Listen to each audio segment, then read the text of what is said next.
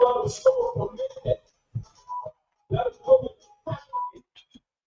How to do with education. It's not all before. Who may tell you all the joint students? Just all need to educate collaboration with the community. I said with communities. Our community involvement, the LDA cannot succeed. The law enforcement cannot succeed. We need commitment from the community. We know what against the. We are trying to dialogue with the community. We are trying to respond to them. We don't have a solution and move. We are trying to have a solution for our community, our students, our motorcyclists, our municipal leadership, the county government. That's the three ways. We are also trying to ask them that they have that you get here. We are also trying to see them. So we are trying to let's start with I think what I will get this for. See, why is one man fighting for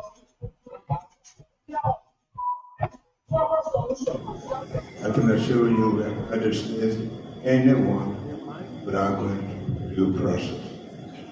And the way it happened is that there are a lot of people who inherited tenure, but having tenure, respect. But if we find out that you have done something wrong, we turn you over to LACC, which is our integrity institution, who do the investigation. And we find out that they come up with recommendation, we abide by that. But we do not dismiss people legally, do it according to the laws of the land. Now, there are many people who have had cases that are pending. And that's why we start with suspension, give you a chance to defend yourself. You're not convincing whether you have tenure or not. If the law says that you not keep that job, I'm sorry, you have to take it because of something that you've done. And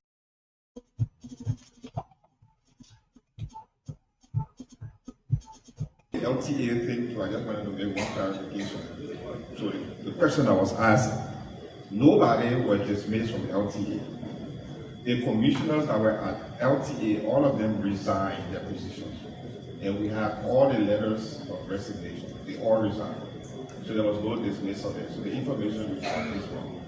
And they didn't just resign, some of them were paid for whatever tenure that benefited from. Liberia is a country that believes in the rule of law. That's what we do. That's what done. We came back only to know that we will encounter another problem. When we got here, the West said, today UFR are sleeping in Riyadh, whether authentic or not. And I agree with her. They say you don't need to say A. Anywhere you want to see, you want to go, I'll follow you. I wanted to know the decision with Shinto and I follow. And my son was made at 12, up to 12 in someone called me that my house is burning on that street. And I said to God, glory be to God, it would have been worse. It would have been sleeping there and the fire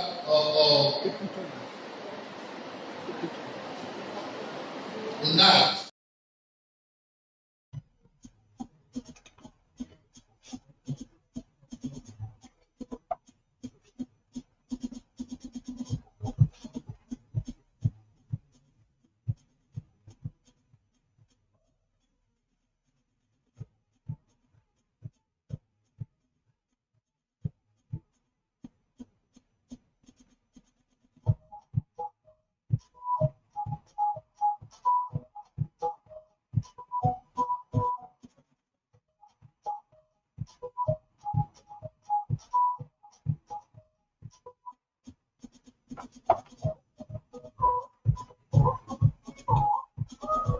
Regarding the Western today, you are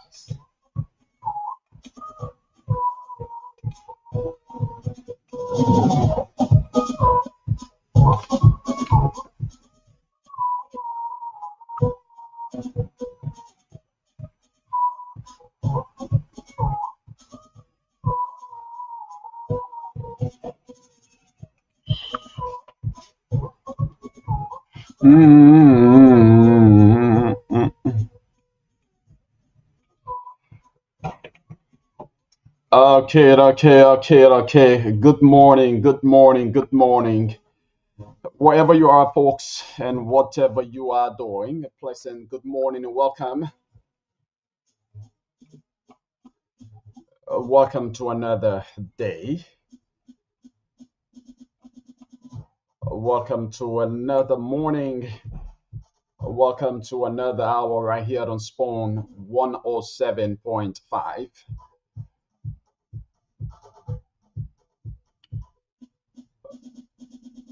Welcome to the Today Show right here. The show has been simulcast on Fabric 101.1 and streaming live across the nation and beyond on Spoon TV Live, Fabric TV Live, and Super TV Live on Facebook and via our YouTube channel. My name is Yekezi Zobel, coming to you from the heart of ODS Congo town in Monrovia, right here at the Spoon Network compound. Your connection to every corner of Liberia.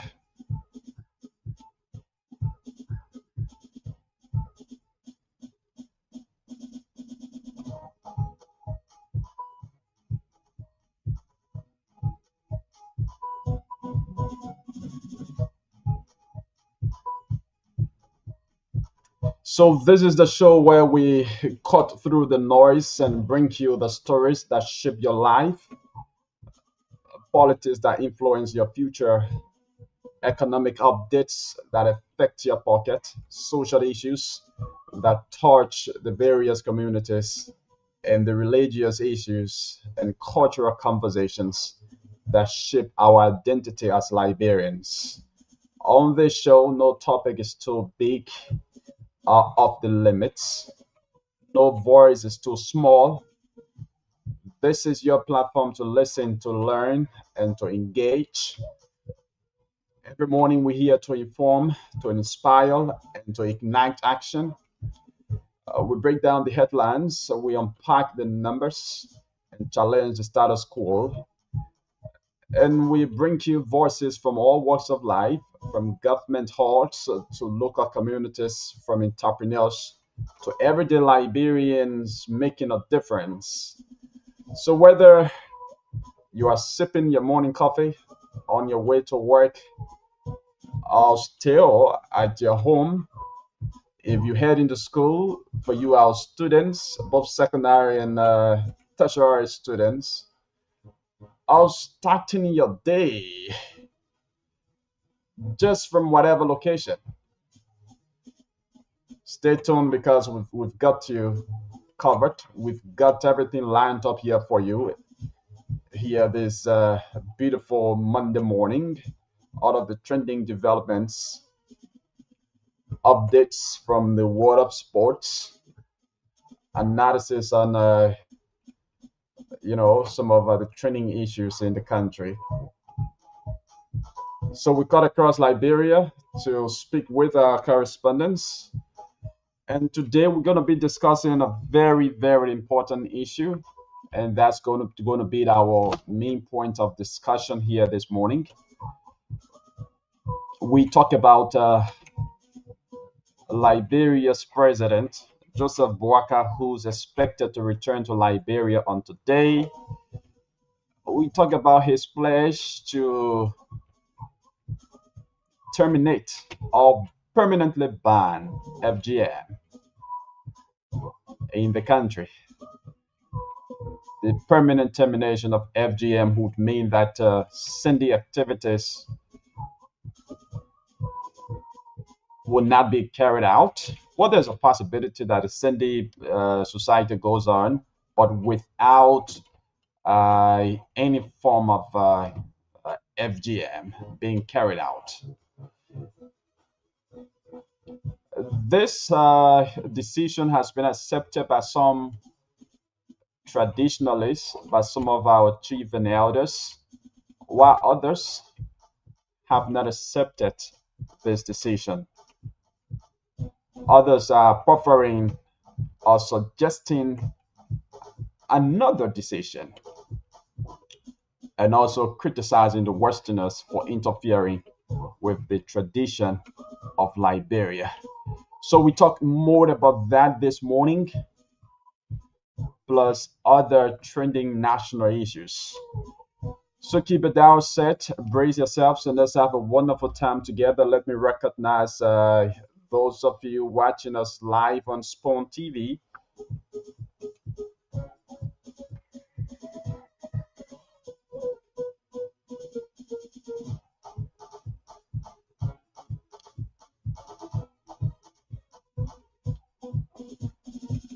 So let me recognize you.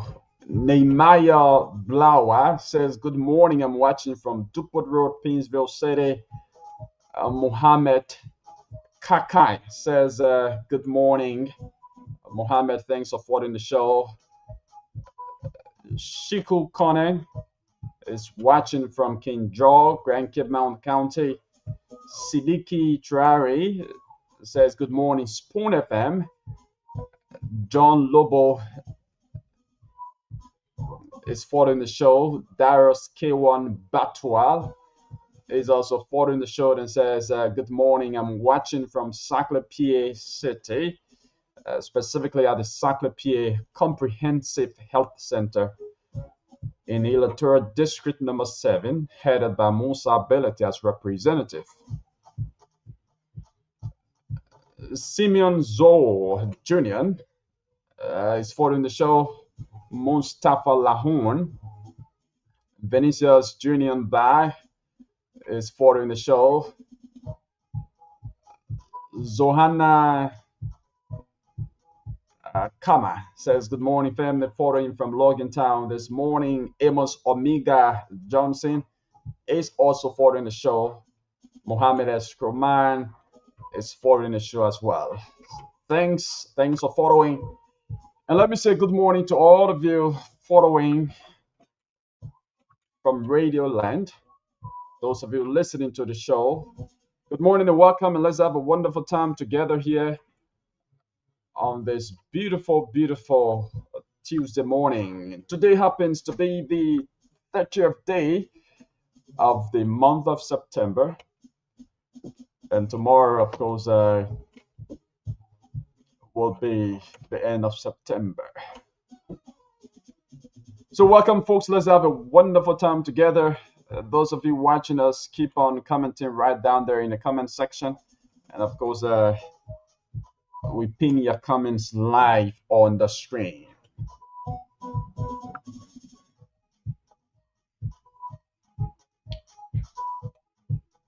Let's take this very short break. We'll come back. We cut across Liberia to speak with some of our correspondents this morning.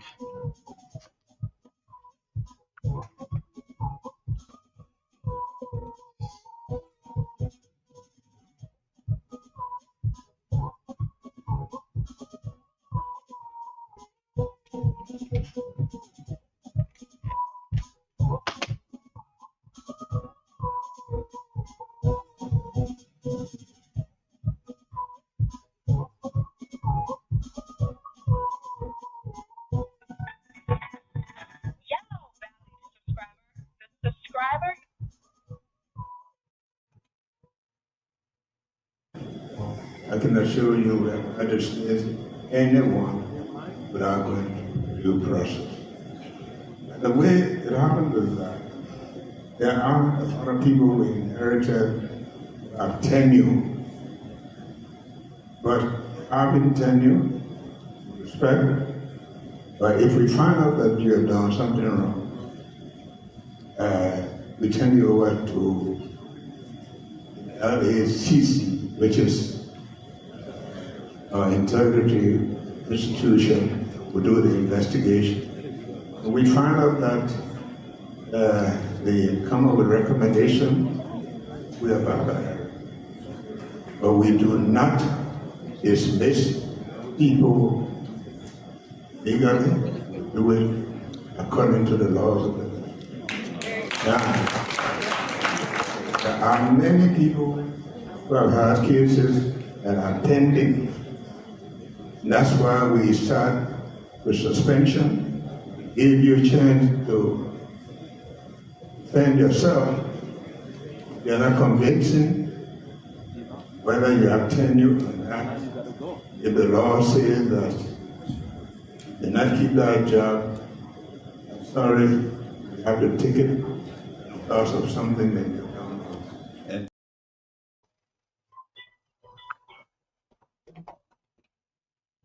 Okay, the pleasant welcome back. You are listening to the Today Show right here on Spawn 107.5. We've been trying to, get to our Nimba County correspondent this morning, where only yesterday the government of Liberia dedicated the Gomba Sport Stadium, a modern state-of-the-art sports stadium constructed there in Gomba City. We've been trying to contact our correspondent, Victor Cooper, to bring us up to speed with that development, but it seems we aren't getting him. So we will have to move on. Let's try Victor. Let's try to get on Victor once more. If not, then of course we can move on, because there are other very, very serious issues to talk about here this morning. So, okay, we are not getting Victor. So,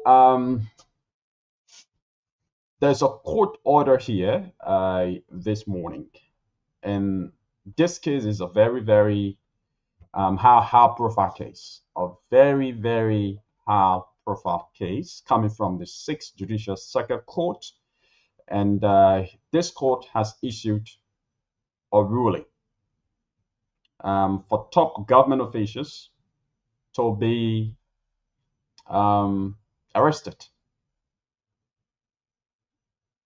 for the manner and form in which they handled, the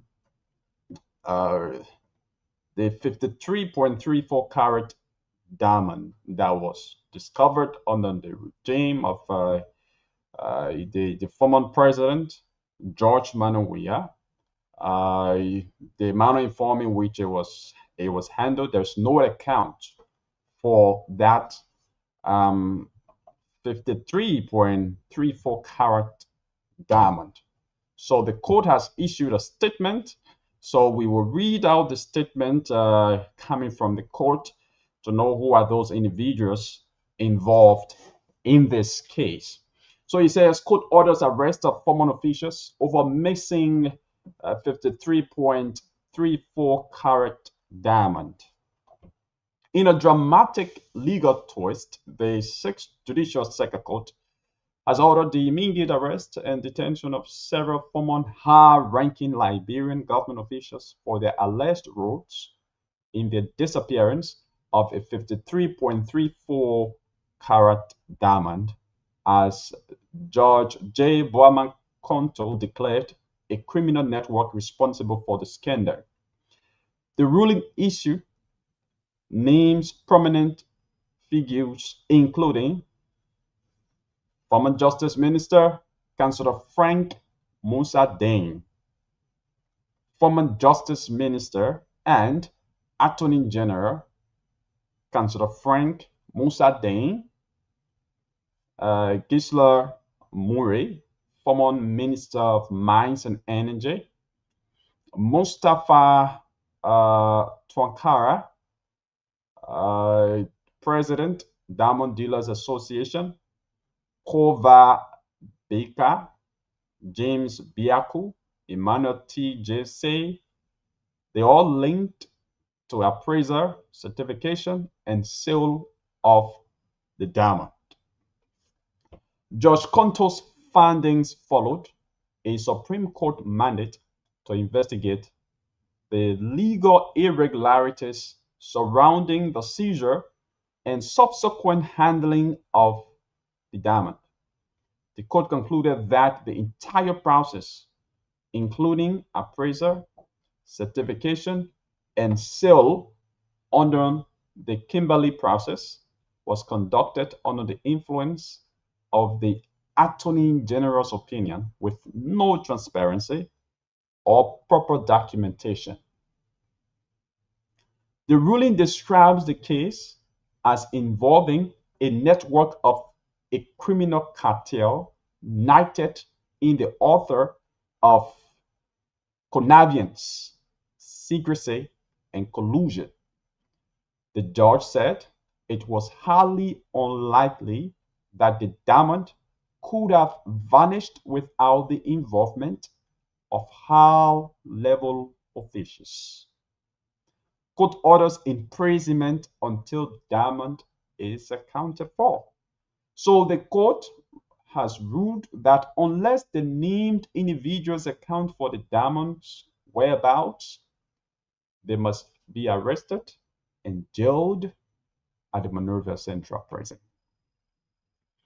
They shall have been arrested and detained at the Monrovia Central Prison until they shall have found, answered, and detained the Monrovia question, the ruling declared. So the decision is seen as a landmark stance against alleged corruption and abuse of authority in Liberia's natural resources sector. The court's bold move aims to break the culture of impunity surrounding illicit gemstone dealings. Yeah, so this is a very, very interesting and high-profile case involving former top government officials.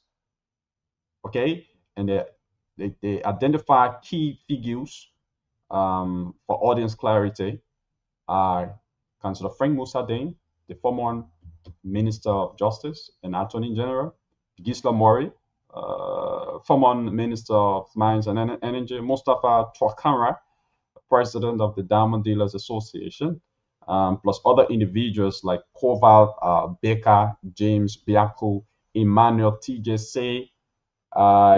They are all linked to appraiser, to certification, and sale.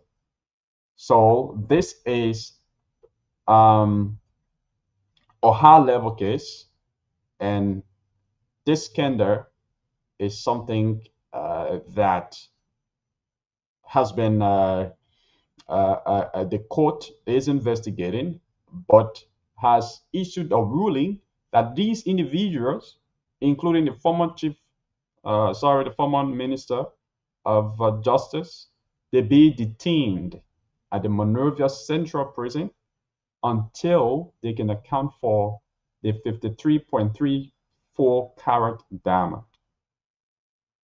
Okay, so this carat diamond just got missing. It vanished. It was discovered by a minor, but not licensed. So the individual who discovered this carat diamond is a minor, but at the time he wasn't licensed. And every resource that is discovered, every resource under the Liberian law, every mineral resource belongs to the government. Okay, so if you discover a diamond, even if you buy a parcel of land and you were lucky, maybe while digging the land or excavating the soil, you saw a diamond, that diamond does not automatically belong to you.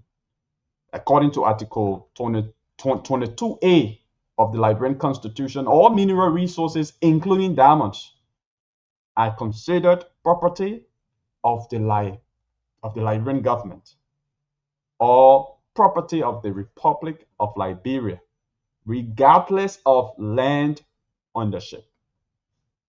So this means that even if a private person discovers a diamond on their own land, the government holds ultimate ownership of that diamond. But in practice here in Liberia, individuals can engage in mining activities, through following a certain legal proceeding from the Ministry of Mines and Energies. So the Ministry of Mines and Energy, offers licenses, and those licenses are offered in three categories. For Class A license, so it's Class A license, Class B license, and Class C license. So the Class A license is for large-scale or industrial mining operations. For the Class B license is for medium-scale mining operations, and for the Class C license is for the small-scale mining operations. Okay, so until you can possess a valid license to carry out mining activity, any mineral resources that you discover is not for you. It belongs to the Republic of Liberia. But if you have a valid license, and you discover something like a diamond while mining, of course, that is yours. But if your mining license is expired, or if you're just a private citizen, and maybe excavating the soil, and then you discover a diamond or some kind of mineral, I mean, it belongs to the government, and that's according to Article 22A specifically of the Liberian Constitution, that all mineral resources, including diamonds, are considered property of the Republic of Liberia, regardless of land ownership. Yeah. So in the case of the 53.34 carat diamond found in Gbapolu, in this particular instance, the Ministry of Justice concluded that the diamond belonged to the state because the mining license for the individual who discovered or found the diamond was expired prior to the discovery. Yeah, so the government under the CDC regime decided to take possession of the diamond. But then the question is, how did they go about it? Was the diamond sold? Was it used for its intended purpose? That's the big question. All right, so we get the information that this diamond is just vanishing thin air. Nobody knows, how it was utilized. Nobody knows how it disappeared, and there is no account about this diamond. And let's just try to okay, so this 53.34 carat diamond, it values between 213,000 to 480,000 United States dollars. That's the value of this 53.34 carat diamond. Okay, now it's gone missing, and all of those individuals who kind of who were in authority at the time, who were linked to this diamond, they are now being investigated. In fact, the Sixth Judicial Circuit Court has ruled that until they can give account of the diamond, all of them must be detained at the Monrovia Central Prison until they can give a proper account for this diamond. I've been joined by Sylvester Wowie.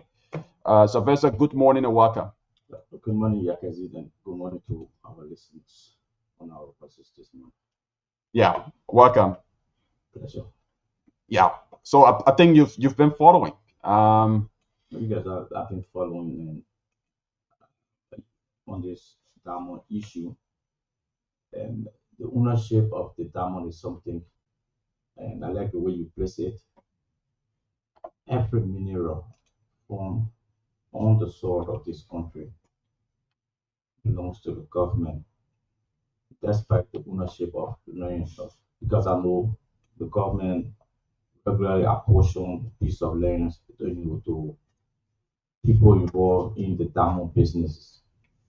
And at the end of the day, every diamond that is found on a piece of land, percentage belongs to the government. That is, if of course you have documents given to you by the government to do diamond business in the country. But wherein your license expire, the ownership is clear. It belongs to the government. So I know there's individual up there who are claiming ownership of this diamond, and that was one of the reasons I think they dragged on for so long, because those who knew exactly uh, what is on the book decided to take advantage of the situation. That is why we are where we are today. So I just hope the government can get to the conclusion of this case, because it's been dragging since the era of former President George Weah. So the benefit those who fund the diamond are entitled to, so they too can get it. And then the whole thing be put to rest, rather than just a few or handful of individuals benefiting at the expense of the majority. Okay, yeah. So the question is, where is the 53.34 carat diamond that was found under the regime of the CDC? Where is it? What did the former government officials do with it? That should be utilized for developmental purpose in the country. It wasn't anybody's personal property. The one who found it, the one who discovered it. Never was it the personal property of a justice minister or of a minister of mines and energy. It was a belonging, a property of the Liberian government and the Liberian people. And so the Liberian people deserve to know where is it, how was it used, and everything. We need to know, everything about that. But unfortunately, this, like you said, has been dragging and dragging and dragging from the regime of the former president up until now. We've not gotten any answers. But it's good that, the Sixth Judicial Circuit Court is currently handling the matter, and it has ordered the arrest or the and the detention of former officials in the WIA government to be able to account until they can account for that diamond. They wouldn't be released, and I think that's a good decision to ensure accountability in government. And the court described a network of collusion, a network of secrecy, and a network of criminal conspiracy in the disappearance of this 53.34 carat diamond. So, according to the court, the diamond's disappearance could not have happened without high level official involvement. Yeah. So the court is saying that this diamond wouldn't have vanished, it wouldn't have disappeared, it wouldn't have gone missing without the involvement of Councillor Frank Musa Dean, the former Minister of Justice and Attorney General, Gislop Murray, the former Minister of Mines and Energy, Mustafa Tuakanra, President, Diamond Dealers Association, and other individuals that are linked to this act. So the court is saying this diamond could not have disappeared without their involvement. Yeah. And the court clearly said that these officials must be arrested and jailed at the Monrovia Central Prison unless they account for the diamond. Yeah, they must be arrested and detained at the Central Prison until they can account for this diamond. Yeah, so that is it there. What do you make of this? Where is the diamond? Where did the diamond go? And I hope those individuals being accused are being mentioned in this ruling. I hope they can come up, to provide clarification or to just go to the court by themselves, to provide clarification. But the court is saying that they should remain in detention until they can give account of the damage. Yeah. So that's it. What are these kind of strong actions from the government to serve as deterrence? Because it shouldn't matter who involved or who is involved. We know Land Councillor Frank Musadi is a very powerful person in this country, a former justice minister and one of Liberia's renowned lawyer. We know him was CDC the lawyer in the case involving the Liberty Party and the CDC following the 2017 election, and he won that case, something for which I think he was apparently rewarded by the CDC to serve as Minister of Justice. I mean, title here shouldn't be looked at. I mean, who is involved? If there was a common person, ordinary Liberian, I think, and now the person should have even been placed beyond bar or what have you, arrested by the government and making sure they account for the diamond.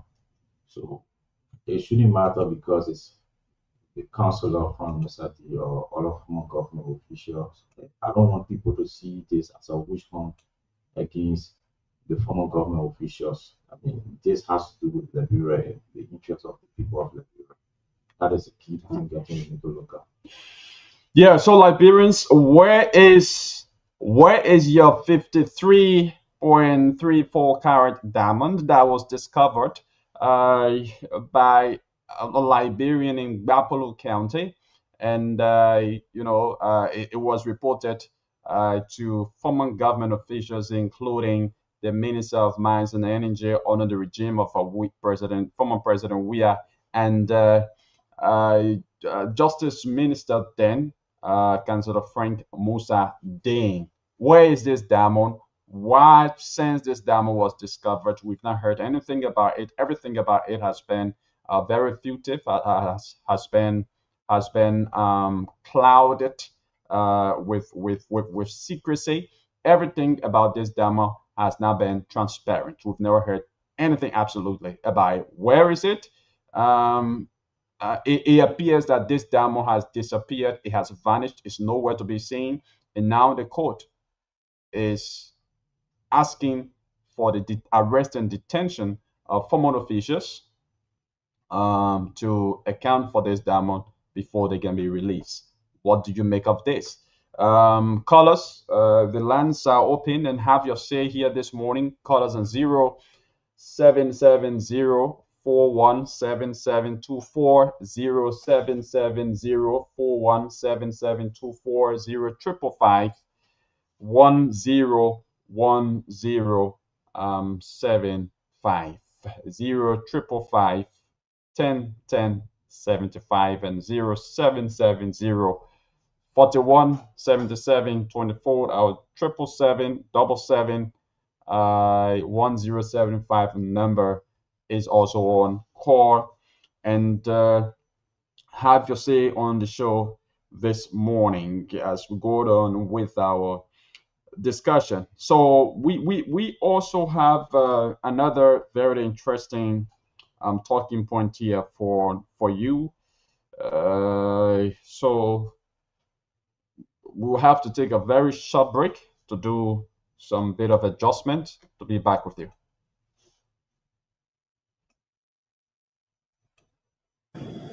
I can assure you that I dismiss anyone without going through due process. The way it happened is that there are a lot of people who inherited tenure, but having tenure, respect, but if we find out that you have done something wrong, we turn you over to LACC, which is our integrity institution, will do the investigation. And we find out that they come up with recommendation, we abide by that. But we do not dismiss people legally. We will, according to the law. There are many people who have had cases that are pending. That's why we start with suspension. Give you a chance to defend yourself. You're not convincing whether you have tenure or not. And the law says that you not keep that job.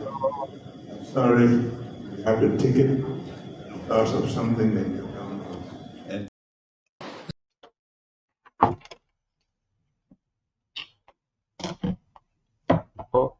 That's what done.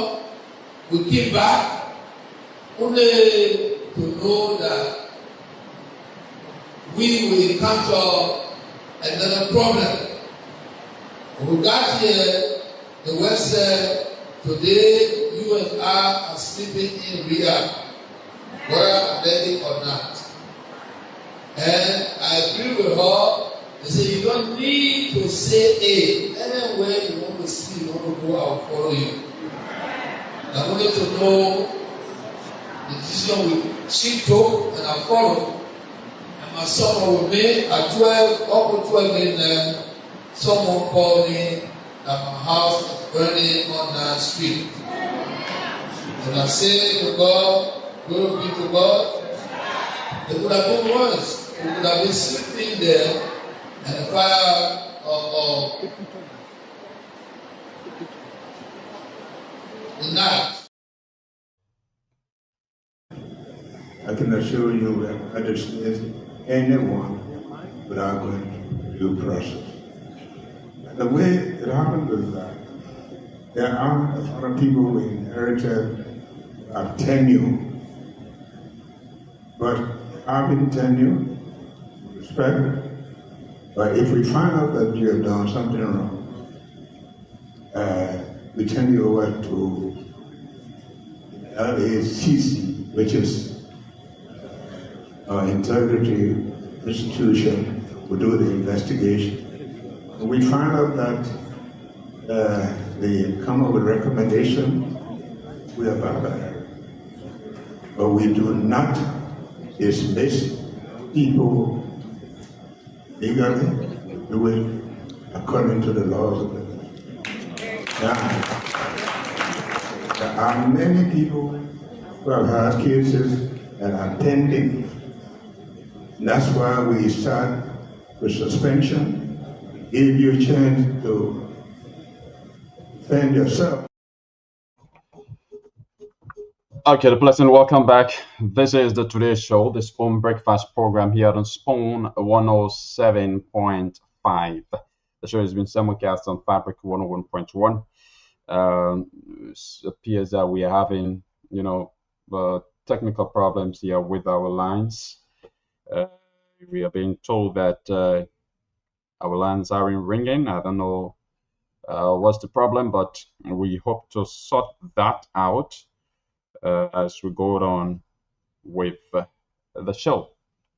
But like I announced on yesterday, that we're going to be talking about the recent announcement made by the president.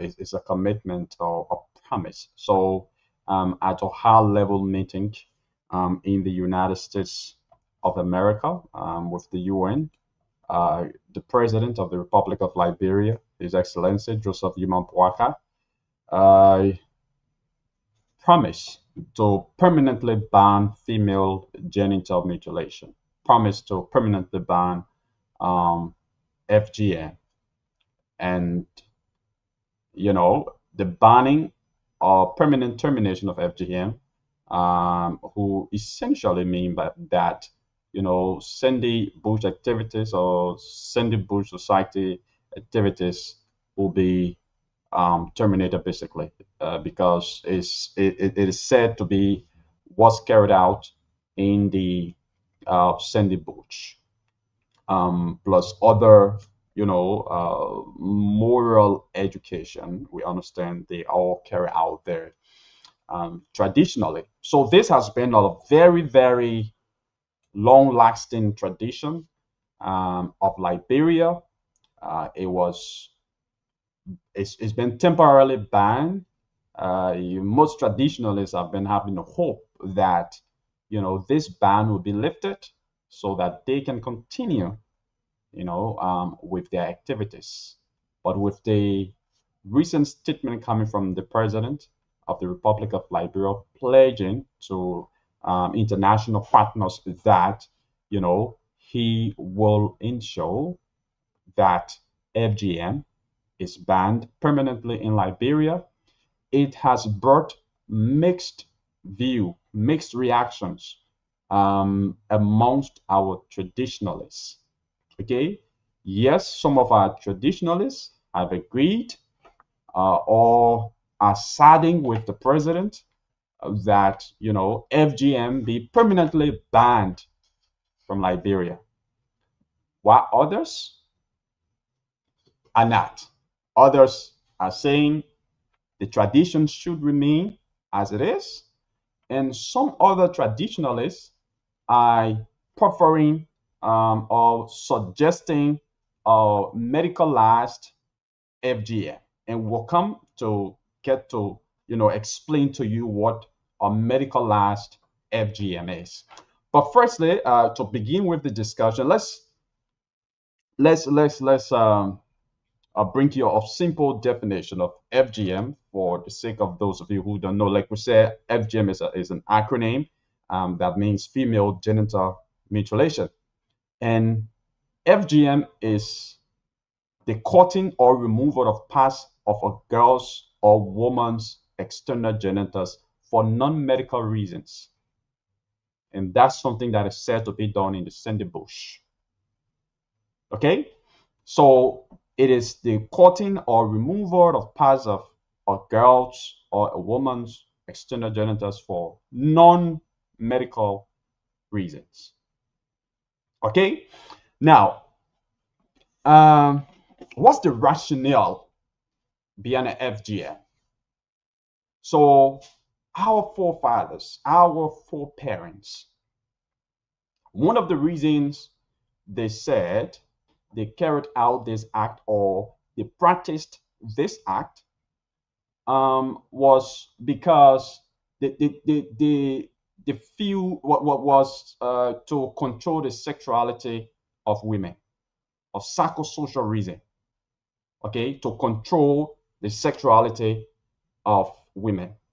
So our foreparents had this belief that the sexual desire of a woman is very high, is insatiable, that is endless, is infinite, So in order to reduce, in fact, this sexual appetite or desire of a woman, they carried out that practice, so that the woman cannot be so much into sexual activity, and also for the purpose of pre-marital virginity. That is, the woman must remain a virgin until she gets married. So it was also meant to promote premarital virginity. So that's the reason. So they believe that once you cut off the genital, the external genital of the female, she that female sexual desire wouldn't be high. It's going to be reduced, and to control their sexuality. So that's one of the reasons why FGM has been carried out, not just in Liberia. I mean, in several African countries, several Asian countries, especially many countries of the Middle East, do carry out this act, and even European countries like Australia. They most of these countries, they were all involved in female genital mutilation as a traditional practice. Okay, and another reason is that they see FGM as an initiation into womanhood. That's how to see it. That once you go into the Sandy Bush, for example, and you are initiated, now you are a woman, you are prepared, you are set, and you are ready, for marriage. So any man can now take your hand in marriage. So that's one of the rationale behind FGM. And another rationale is that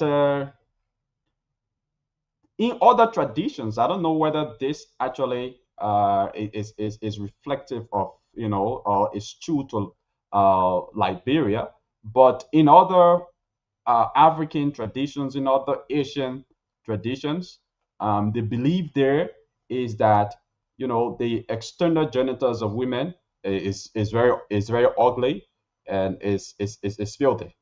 That's the belief. Okay, so they decided they decide to practice FGM by cutting off the external genital of a woman, in order for it to appeal to men, in order for it to look attractive, in order for it to be beautiful. So that is why other culture, other traditions do it. So these are just some of the rationale behind FGM. These are some of the reasons why our foreparents, practiced or carry out the act of female genital mutilation. But why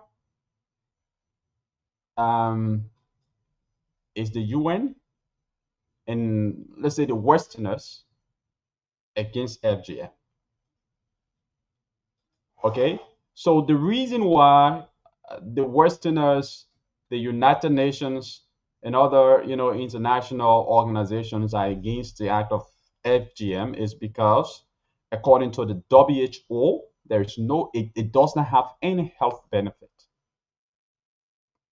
It does not have absolutely any health benefit. A thorough, scientific research has been done, and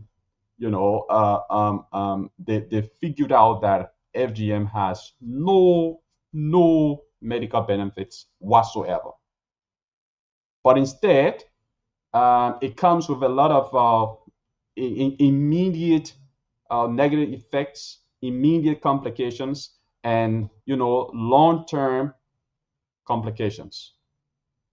So it's predicated on these reasons that the Westerners, the UN, and other international organizations are against, this practice being carried out in our tradition. So, for example, it comes with immediate pain. In fact, a severe pain is an immediate complication. Shock is an immediate complication. Bleeding is an immediate complication. Tetanus or infection, urine retention. And so it comes with a lot of immediate complications, and not just immediate complications, but long-term complications. That's according to the WHO. WHO. And personally, I my own experience is that when I was in the interior during the Fort of Ganta, because that's the only time I really live in the remotest part of Liberia. So that was in Nimba County. So I observed that, and not only in that town, but in several other areas where women or girls are taken to the sandy beach, and sometimes a certain number will go there. Maybe 30 persons will go, and then sometimes 29 will come. Often, quite frankly, all of them will come out, but occasionally one person will remain there. And once your child goes to the sandy bush, and they tell you say one person remain there, or they didn't come out, it means the person is dead. You've lost your child, and that could be attributable to some of these immediate complications, like the bleeding, like the severe pain, like the shock and everything may lead to the death of a child. Like in Tapeta, there was an incident that happened there, but as we go on with the discussion, I'm going to narrate that. But FGM also comes with long-term consequences, according to the World Health Organization, like complications during childbirth, um, damage to the urethra, resulting in urinary incontinence. That is, you can restrain your urine. Um, yeah, sexual dysfunction. And a increases uh, the rates of HIV transmission. That's according to the World Health Organization. So these are all long-term um, complications that, according to the World Health Organization, that are associated with FGM. And so, because of this, they feel that the abolition of FGM is prudent and is something that countries that are practicing this act must consider. And Liberia is one of those countries. So, the reason why we're discussing this is because our president, like I said, promised to permanently ban FGM. And he made a statement in New York last Wednesday at the 30th anniversary of the Fourth World Conference on Women, also known as the Beijing Declaration and Platform for Action. So, following this pronouncement, this pledge or commitment that the president of the country made to the UN, some traditionalists have accepted. As a matter of fact, FGM has been banned. The first ban came in 2019. It was a 1-year ban. The second came in 2022. It was a 3-year ban, and that was called the Ganda Declaration.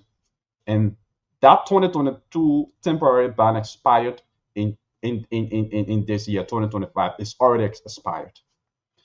Okay, but it's brought mixed reactions among our traditionalists, our chiefs and elders. They have different views about this.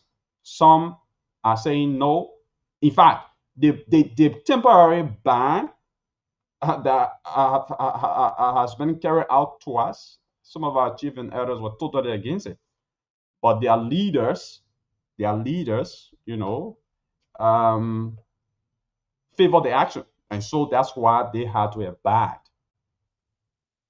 But others are saying, since instead of abolishing our tradition, our heritage, instead of abolishing it, why can't we carry out what is called a medicalized FGM?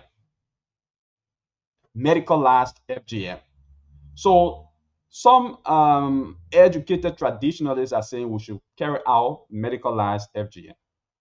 That is FGM with modifications. And what are some of the modifications? So firstly, a medicalized FGM simply means when female genital mutilation is carried out by a health worker, like a doctor, like a nurse, like a midwife, instead of a traditional cutter, a traditional person as is being done in our setting. So that's what a medicalized FGM is. So some traditionals are preferring for medicalized FGM instead of the total ban of the process, which they think, will be abolishing their tradition.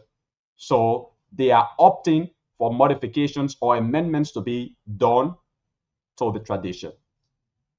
And the modification number one is to medicalize the process, where doctors or health workers, nurses, midwives, trained will be able to carry out the act.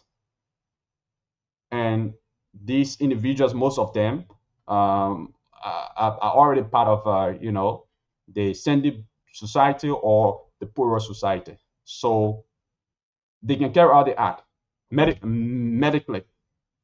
And another modification is that this process should be a voluntary process. The process of the sending bush, it should be a voluntary process. That is, a person must decide that I want to go to the sending bush before they can go there. It shouldn't be like a compulsion or like a punishment where in the interior people are forced to go there. Like in Tapeta, like I mentioned earlier, there was an incident where a girl used a foul language against an elder, and she was reportedly grabbed and taken to the sandy bush. And when she went there, she didn't come out. She didn't come out. She allegedly died in the process. So that was against her will. That was against her will. So they are saying the modification should involve people volunteering or deciding by themselves to go and not being forced to go.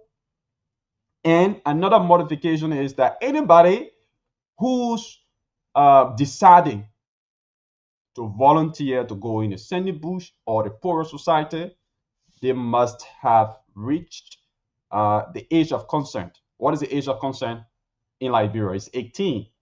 So from 18 years and above, must voluntarily decide to go to the sandy bush or not.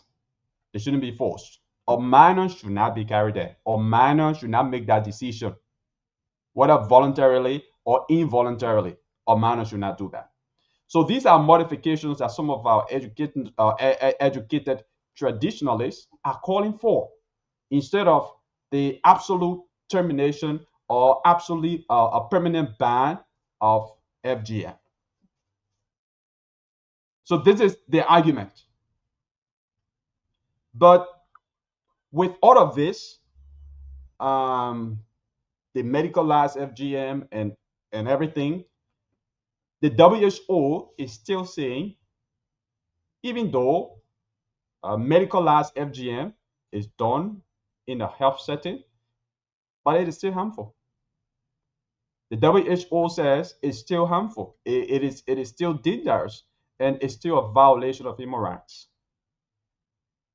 Yeah, it's a violation of human rights. The WHO considers FGM as a violation of human rights, and that it's still dangerous, it's still harmful, even if it is done by a doctor, even if it's done by a nurse, or even if it's done by the rightful medical tools, it is still harmful.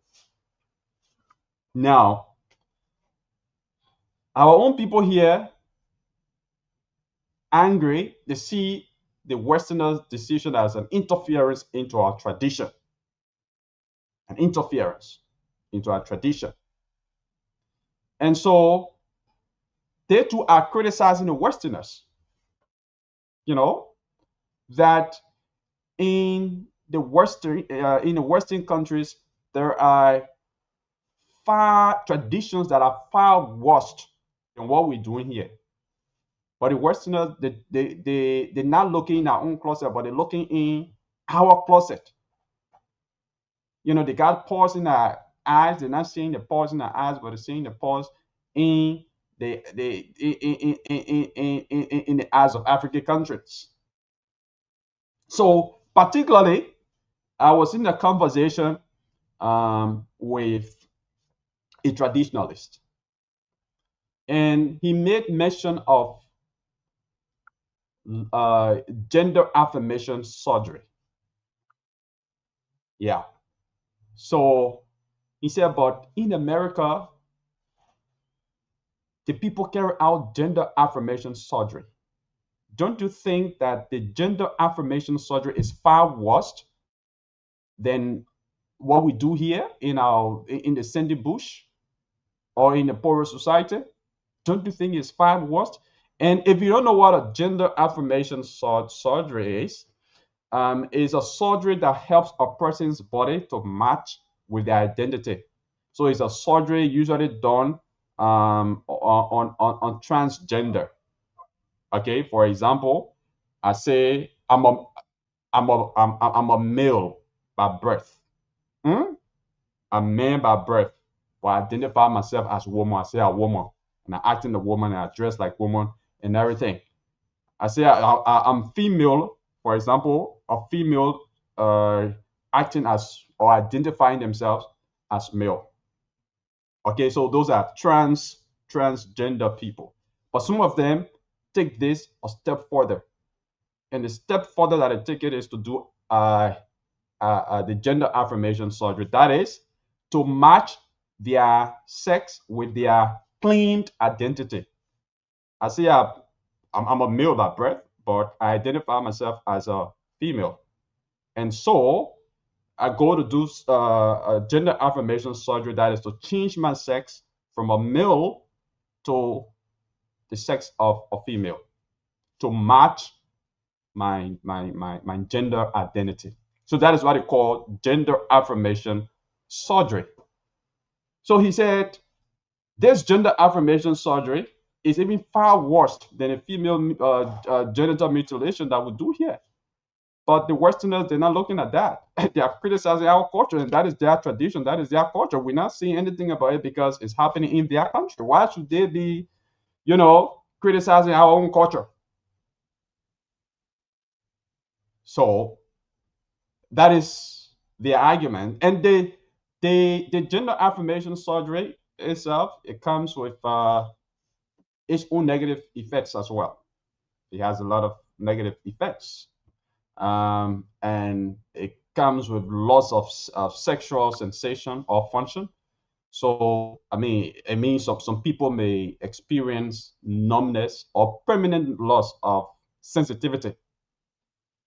Hmm? Chronic pain as well. The same chronic pain that is felt, or severe pain that is felt in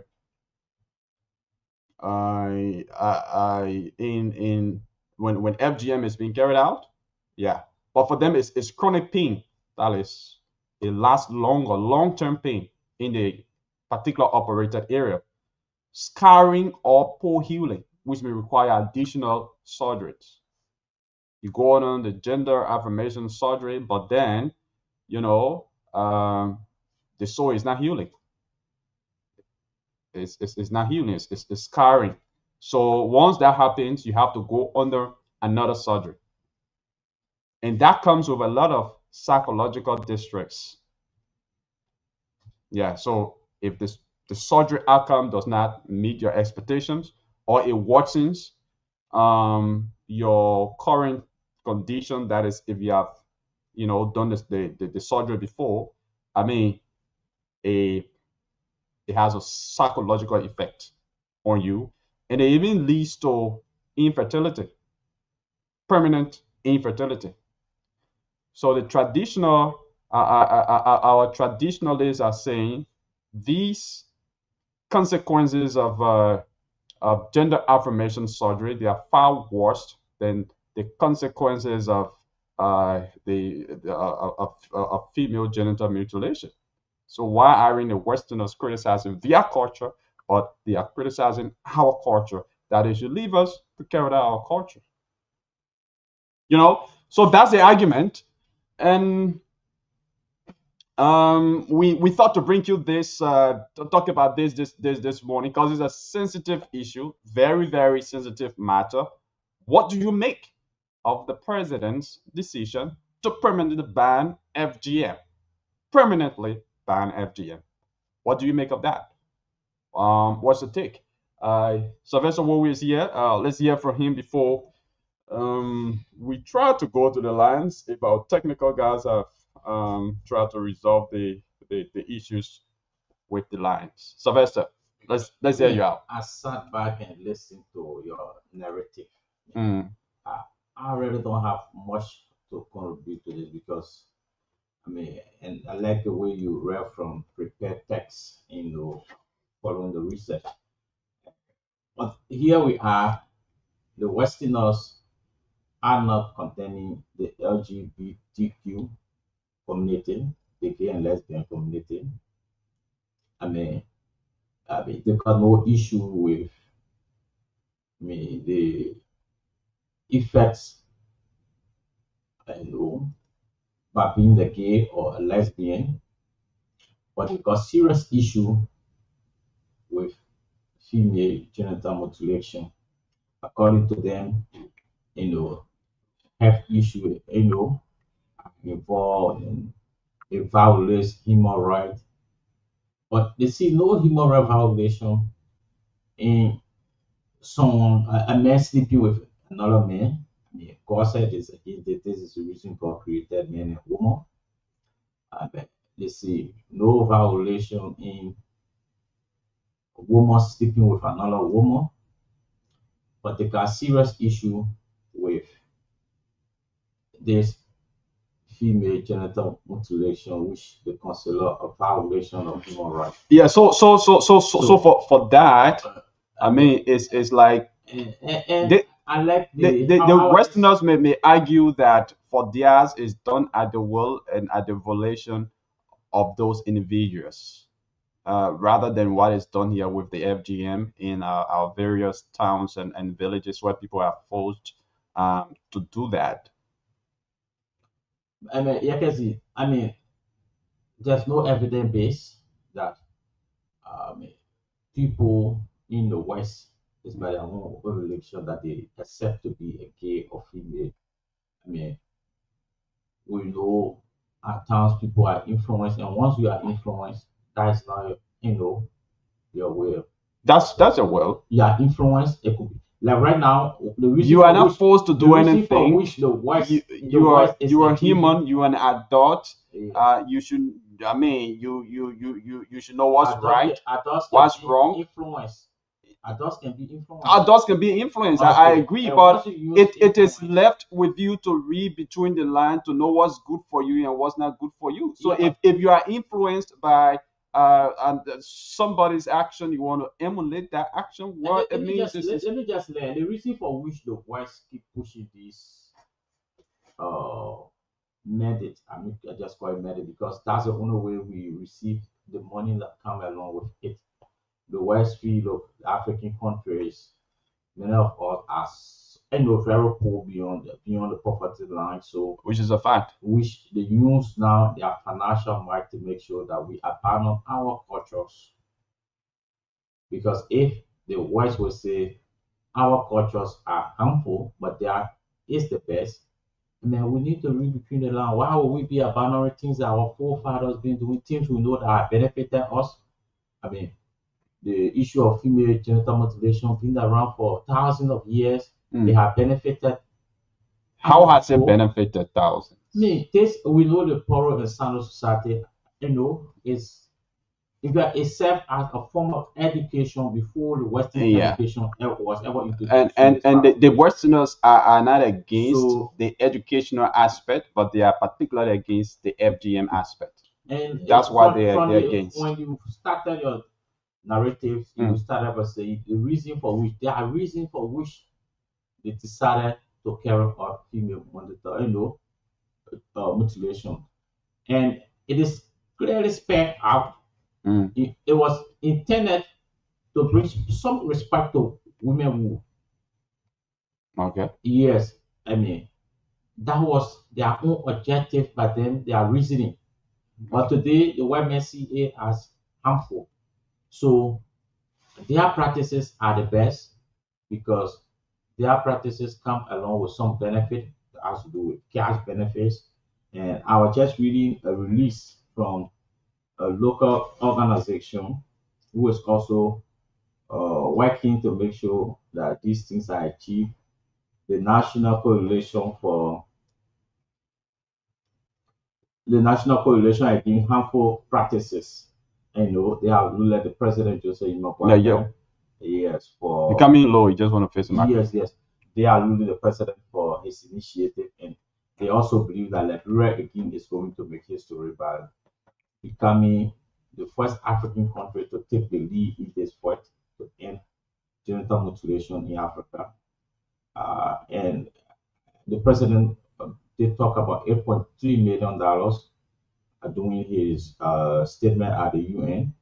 And I feel this is also a booster because this money is going to help to transform the life of young women and girls as well as the youth. So it tells you exactly why we are going for these offers. We are turning our back to our practices because of the cash that come along.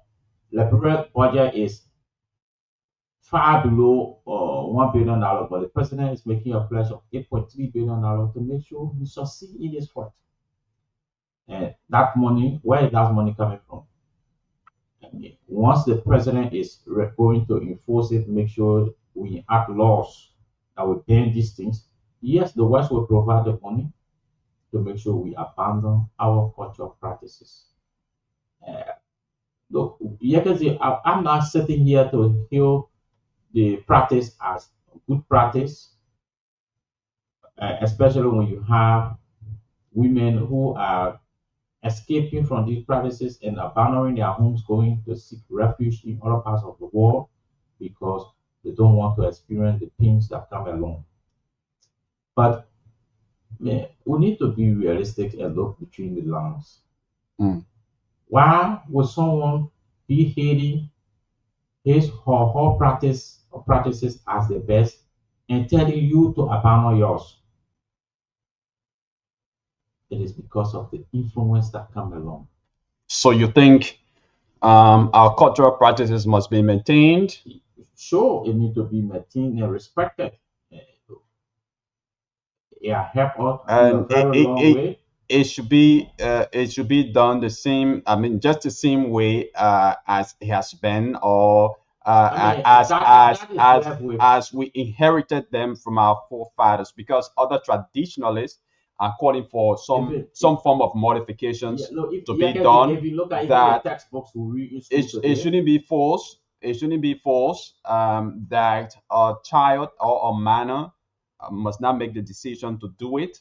That I mean, it should be at the volition of an adult who, that is, if you want to do it, you must go to do it, and that it should be medicalized.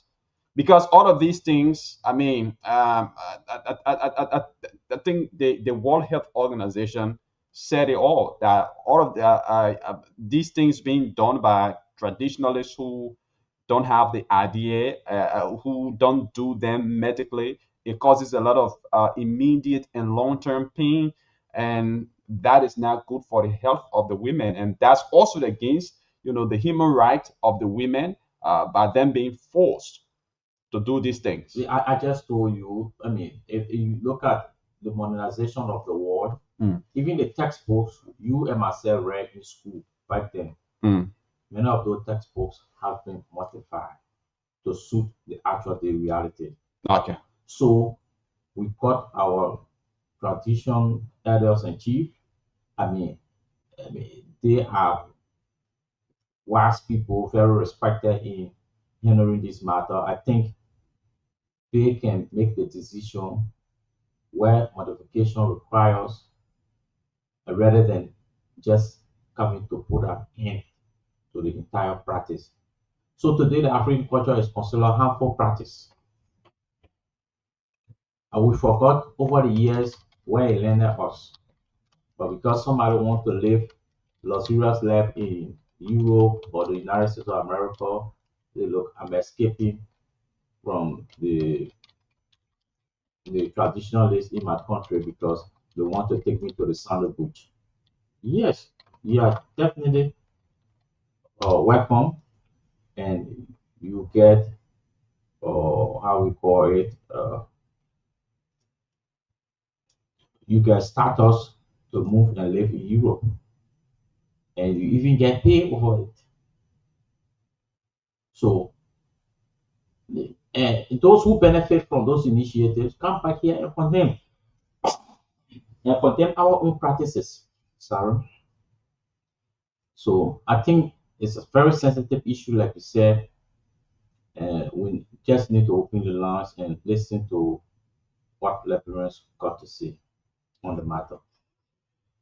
Okay, yeah, hope our lines are okay now. So you can call us and have your say if you are listening to the show. Call us on 0770 417724, 0770 417724, 0880 0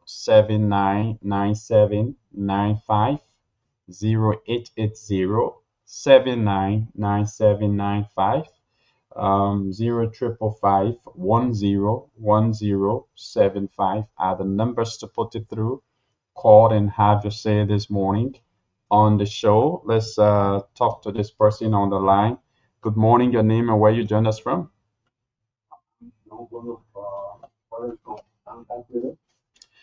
John calling from Ganta. Let's hear you, John.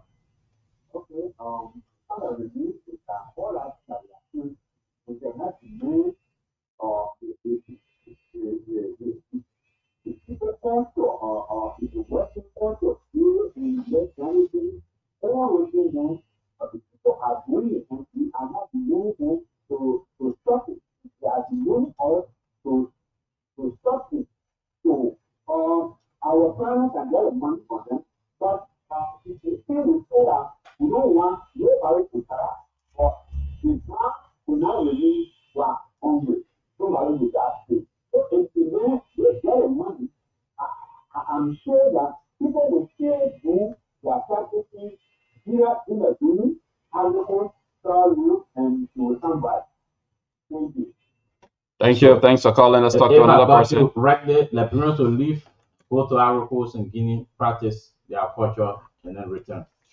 He's gone. He's not on the line. Let's talk to this person. Hello, your name and where you join us from? Jonathan, let's hear you. Thank you for your conversation this morning. But rarely I see the way people they are different in Africa. The time from the beginning they make it great. Africa has not realized their potential. I see that the way people want to develop, they get wow. Africa has not realized their what?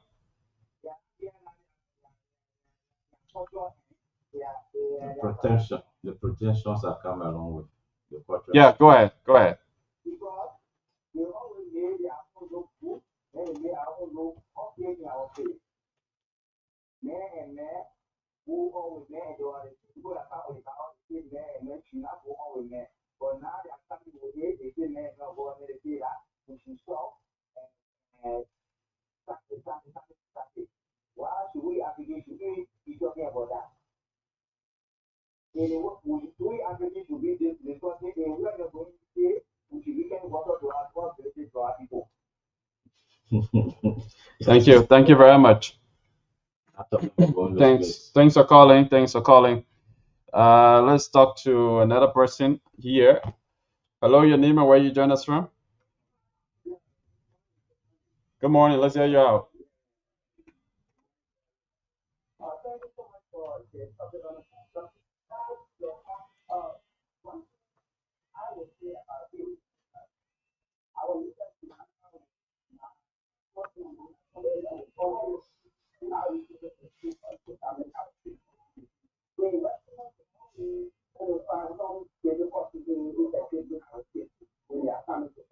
So all they are trying to do is to just using our system, they just using our system just because we don't have the money, our people always saving about money coming to the money now, open it, to do everything for ourselves. So that is always get everything for money. And because of that, people are always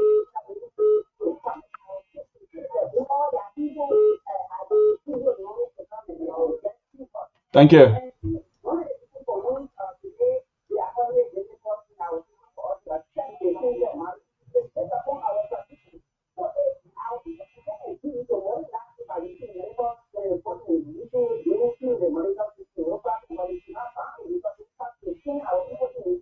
Thank you.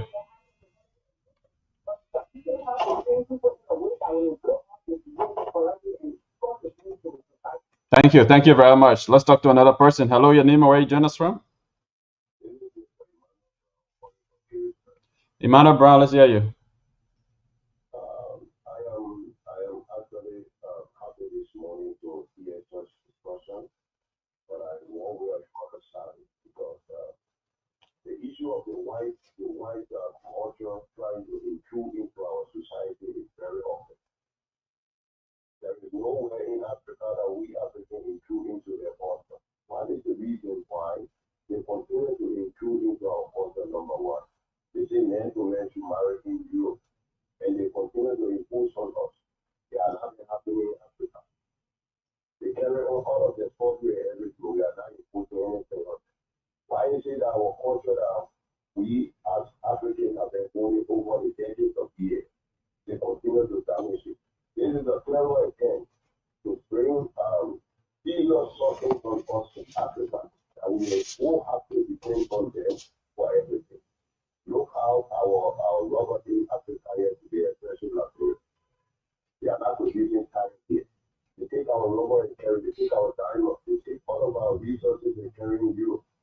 At the end of the day, we live in an actual poverty, especially in Liberia. And our leaders are taking the athletes in the legislature. This thing will not pass on the Thank you. Thank you very much. Let's hear you out. The numbers are 0770-417724, 555-101075, 0777-777-1075. Let's talk to this person. Hello, your name and where you join us from? Good morning. I'm okay. Let's hear you out. Joseph, go ahead.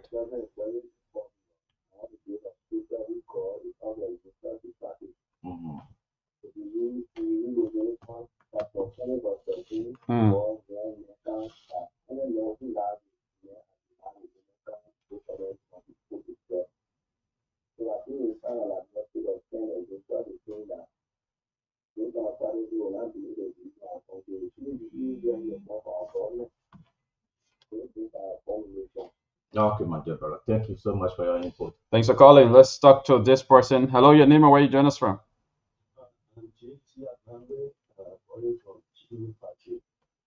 Janangbe, go ahead. Let's hear you.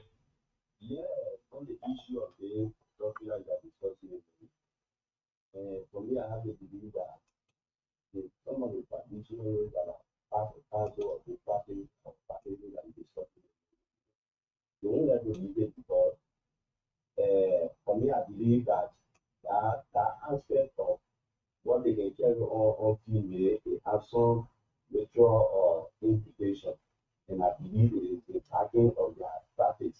So for them to get agreed on it, I don't think they will do that. And let's come to the issue of forcing people to be part of that sort of that. For me, I'm right now the most when I found the Papuri. I came from the southeast. When I went back home, I was hungry to be taken into that practice from the male side. And they were not necessarily go and when they're on a mission, okay to come back. And because of that, my people followed to come back because as I learned and from the test you there, you spend 1 year in a good school and I'll be making an opportunity.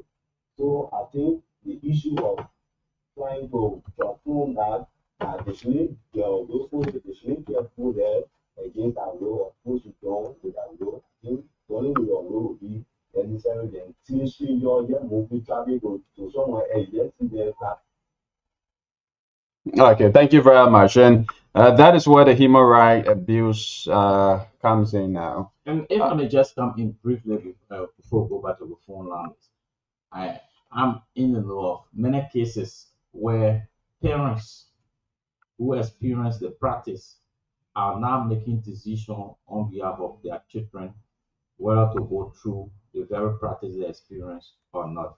And it's not like the way people say of that people are forced. No, I think now there's some relaxation in how people go to the standard of follow butches because the decision is mostly made by the parents in consultation with their kids. Okay. Let's talk to this person. Hello, your name and where you join us from?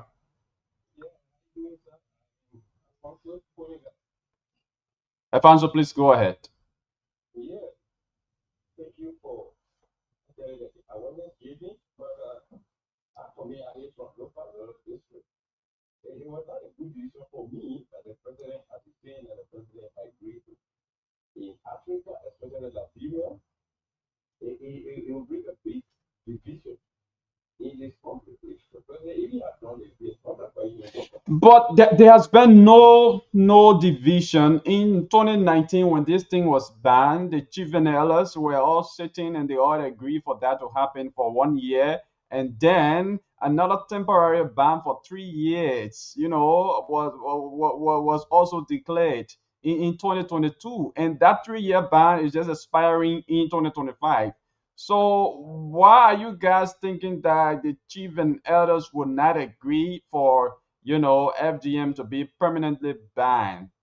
Because it is our culture, and this particular culture belongs to the African.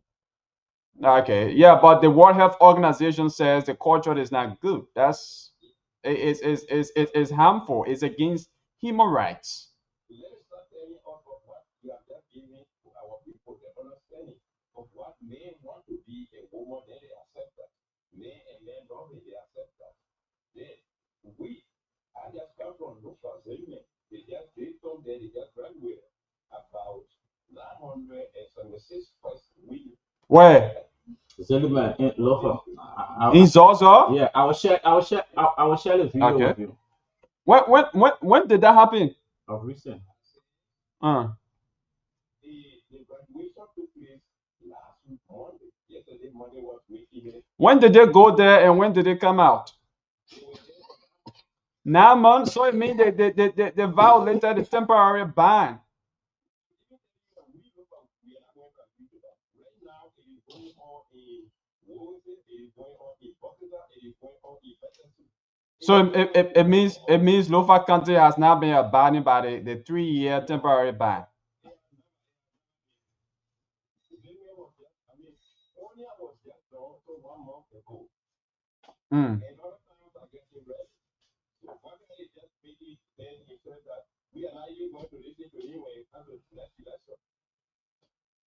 But when it's permanently banned now, especially when the Westerners, invest money to see how best FGM can be terminated, now it's gonna be enforced. If you violate it, your own chief and elders will be penalizing you. Okay, and then we that we know from Dopa, we are not going to take it, as I'm telling you. And if this is the case, then some of the money will not go to us in Dopa. We use our resources. Okay. But we are not going to stop our country. Okay. Thank you. Thanks for calling. All right. So the numbers are 770417724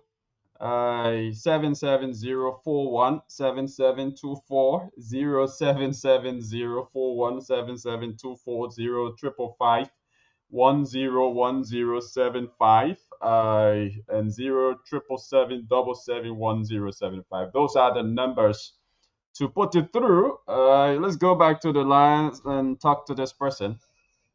Please turn down the volume of the radio. Good morning. How are you?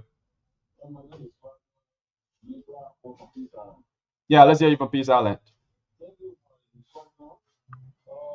have a problem with this because this tradition is the one that brought us here and the one our parents was taught and then my money and it's not given for the society the training they have the power of the was very good training that our brothers our sisters were through but this they now happen because of the training the people try to get rid of it. Yeah, but the white people not looking at the training, eh? They're looking at the FGM, the cutting process that can go on there. That what the white people looking at. They say that that culture, that particular process is bad.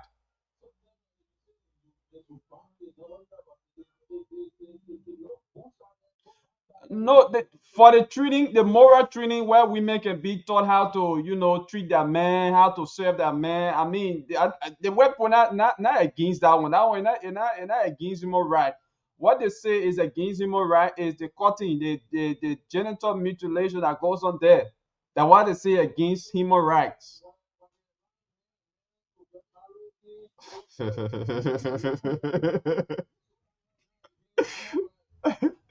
No, they say that one men and men getting married at the men and men own decision they can do by themselves.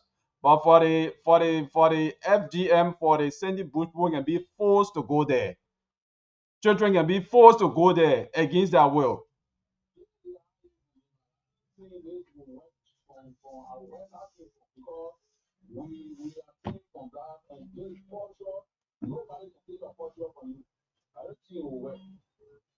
Okay. You don't think it will work? Okay. But the president, the president, you from Nimba County here, and Nimba was one of the counties that hugely voted the current president, and the president was in the United States recently in a high level UN meeting and made this promise that he will ensure that FGM is terminated, is permanently banned in Liberia.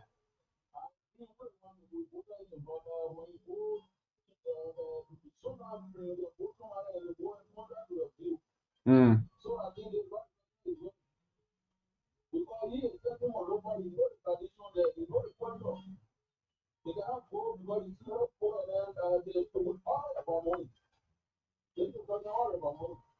Okay.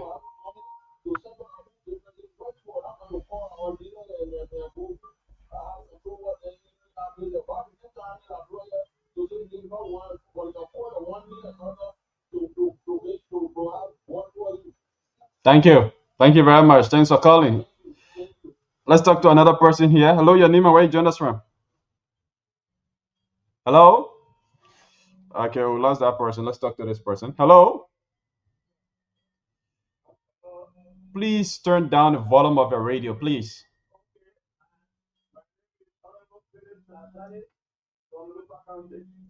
Honorable, let's hear you. You calling directly from Lofa? You listening to the radio from Lofa? Or you in Monrovia? Yeah, listening.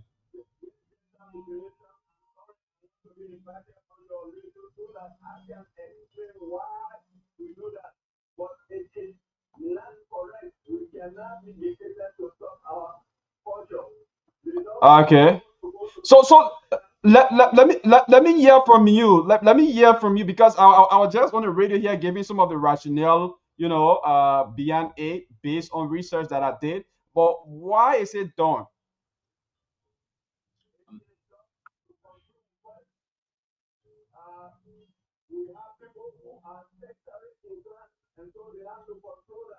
Okay.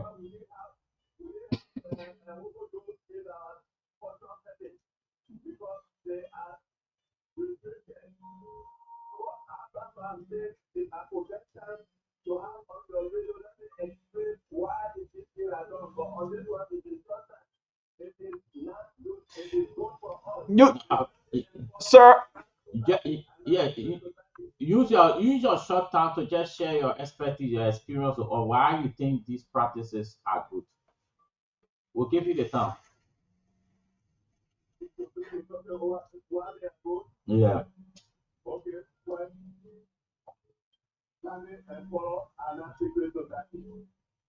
They're not secret societies. So when you say they're not secret society, what do you mean? It's trying to perceive. When you say secret society, it means it's only restricted to certain people. But you can't have people joining 100, 200, and you say that secret. I don't think that's what secret society means. Okay, then Yeah. tell what's the benefit of female genital mutilation? Sorry, please go ahead. Sorry. All right, go ahead. Okay.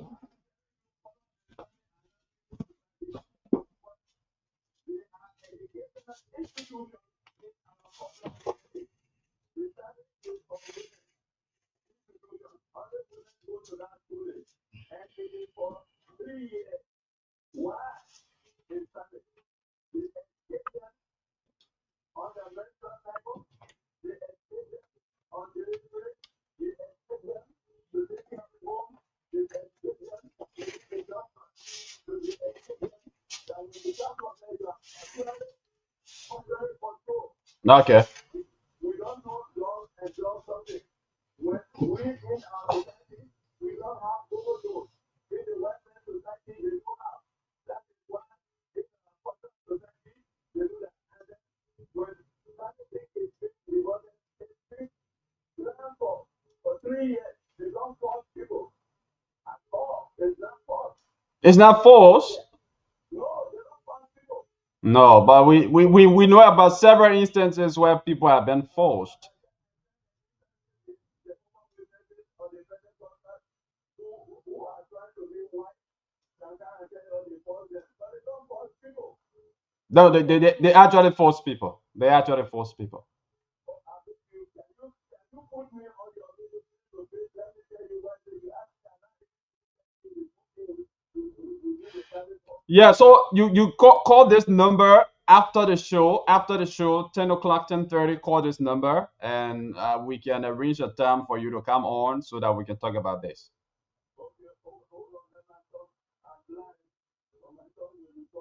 Yeah. Okay. The number you're calling on, the number you already got a number there. Yeah. Okay. All right. Thank you. Thank you very much. Yeah. Then we'll bring people from the Ministry of General as well to see if Yeah. So our lines are boozing here like crazy. Everybody wants to contribute towards this. Let's hear you out. Good morning. Your name and where you join us from. Call game. Let's hear you.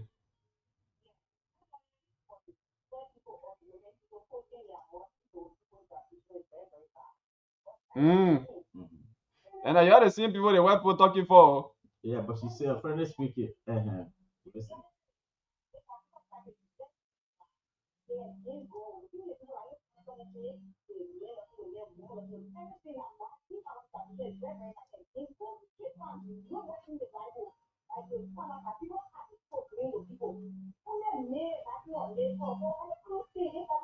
Oh, make it fear.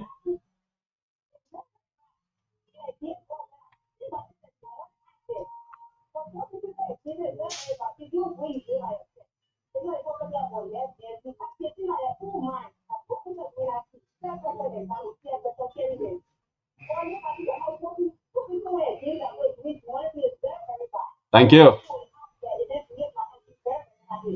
Thank you.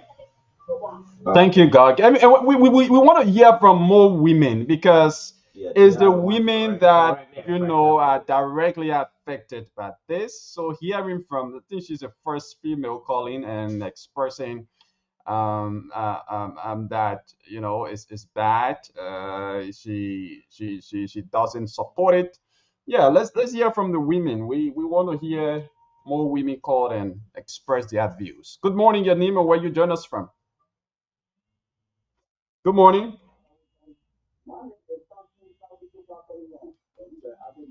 Samson, please go ahead.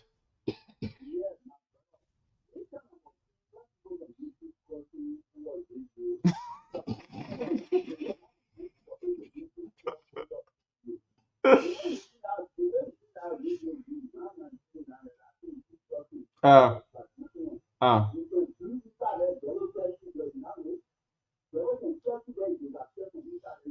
I don't know. I don't know, and I don't know. I don't know. I don't believe that. No, but okay. But yeah, but what negative, what negative is he saying? So what? Hello. What negative But are let's we talk now. discussing? Let's talk. Don't go off. Hello. He's Okay. angry. The man is angry. Yeah, because it should be discussed on the Yeah, radio. the man is But angry that we. a caller before you just said this is not a secret society as it's Yeah. been, Somebody just said it's it's now a secret because society. it's So open to all. So once it's open to all, I mean, you can educate the public about the good practices. let's go back to the lines and speak to this person who's been hovering on this line for a long time. Hello. Good Hello, morning. good Let's hear morning. you. David, go ahead.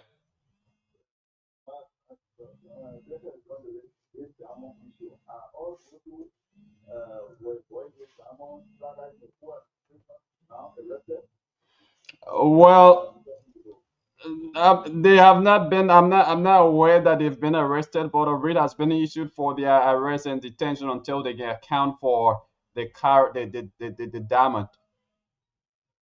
Yeah. Thank you very much. Thank you very much.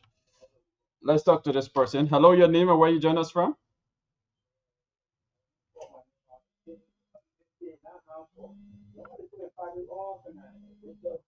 Right, well, you can call your name there. We can give you the airspace.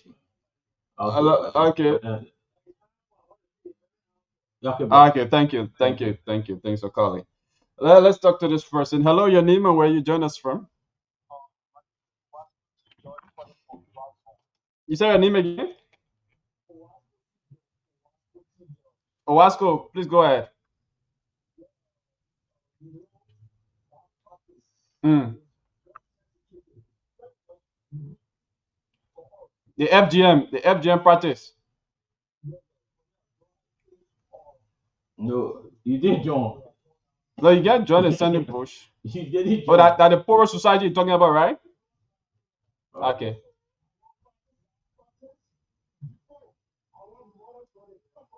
Mm.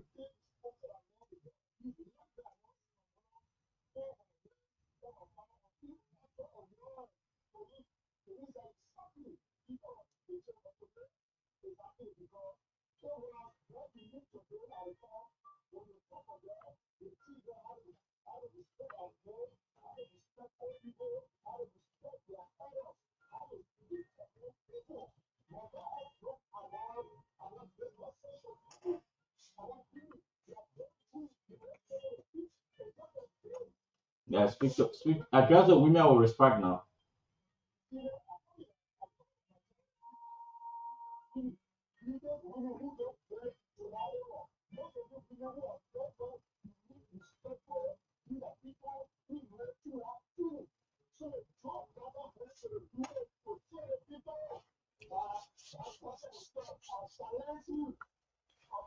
Oh,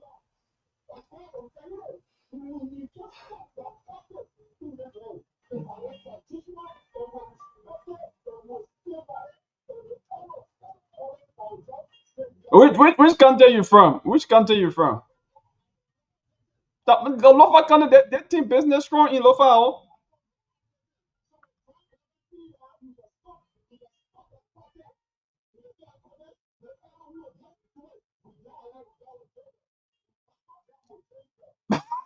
Who are Julie? That the president are Julie.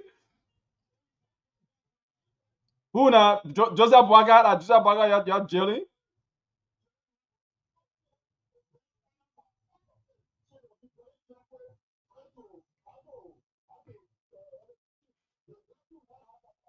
I mean, Joseph Boaga, the whole president against Julie, man.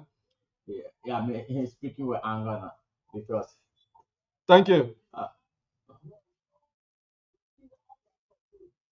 Thank you. Thank you very much. Thank you very much.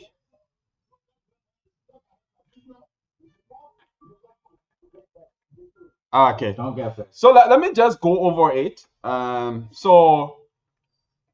Yes, the president has promised to ensure that FGM, that the female genital mutilation, ends, that it is complete, it is banned permanently. Okay, that the practice will not be carried out in Liberia. Anybody carrying out that practice, if banned permanently by the government, that person will be punished. Okay, by so law. by law. So it is something that it has to be enacted, and there should be a law also prescribing penalties if anybody violates it and all of that. So that is a process, but the president has made that commitment. And I think over the next 5 years, the government, headed by Walker, intend to put $8.3 million in the fight against bad cultural practices, including female Yeah, but also, what do you make of some traditionalists? So some traditional people are saying that the culture remain as clean as it is, as it has been. Nobody should touch it. Nobody should touch it. But other traditionalists, chief and elders, as well, they are saying no. This thing, let's modernize it. Let's make it reflect the actual day reality. Number one, it shouldn't be forced. That's one of the modifications. It shouldn't be forced. Nobody should be forced to do it. Number two, before anybody does it, that person must be above the age of 18 years, and that person must decide at their will to do it before they can do it. Most people who did this as minors, when they grew up, some of them feel sad about it. Some of them don't support it.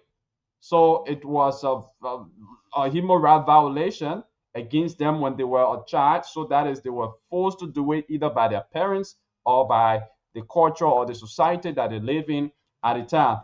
And also, they are saying, President Bwaka, don't ban this thing here. Let's medicalize it. Say you say FGM, female genital mutilation, is harmful. Let's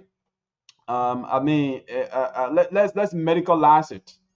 Let's not do it the way it has been done by people who not trained towards the process, towards carrying out the process. Let's medicalize it. There are medical doctors, there are midwives, there are nurses who are even part of this tradition, who are part of the Senti Bush, who are part of the Poro Society. Since they are part of it, let's use them and use modern tools, modern medical tools to carry out the practice instead of banning it. So that's the suggestion of some traditionalists. But the other traditionalists are saying no, it must just be like that. The way it has been done in the past, it must just be done like that. There should be no modifications, there should be no amendments, because nobody's suggesting to the American people, especially when they're ready to do that gender affirmation surgery, where transgender, somebody who will say who are born man, who identify themselves as woman, and then they go to do a surgery to actually change their sex from man to woman or from woman to man to match with their identity.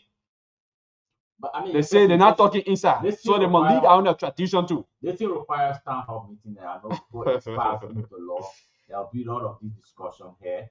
But I mean, it is saddening that the white man will sit in his home and send money to Africa to protect gay practice. Because today we know, if you just touch gays or try to enforce, you know, gay being practiced in your area, they see that as violence against people involved with the gay practice. So the white man will send money to make sure those people are protected to carry on their practices.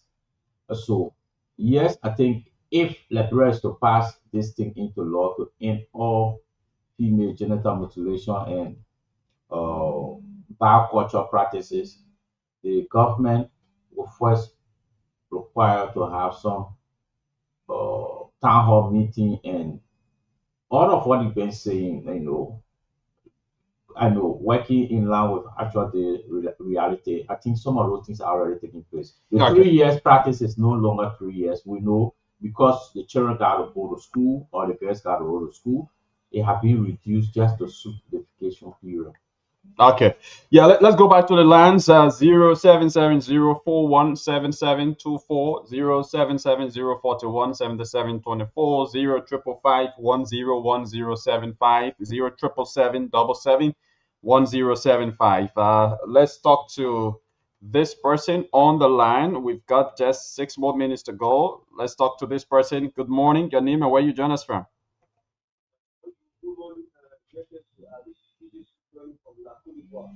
Let's hear you, sir. Okay, so yesterday, thank you very much for your book. And you have published it all because Alexander is I think this thing I push now as we are talking about this. Yeah, but we'll talk about Liberia now. Yeah, it's good for Liberia to publish it all because it's against well. Okay, thank you. We're off the line. Thank you. Let's talk to another person. Hello, your name and where you join us from? Okay, we lost that other person. Carlos, now let's have a chit chat for the next minute here. Hello, your name and where you join us from? Turn down the volume of your radio. Yeah.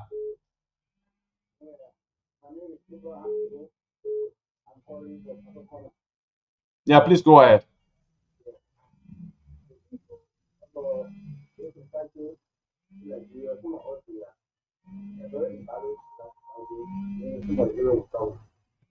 Mm.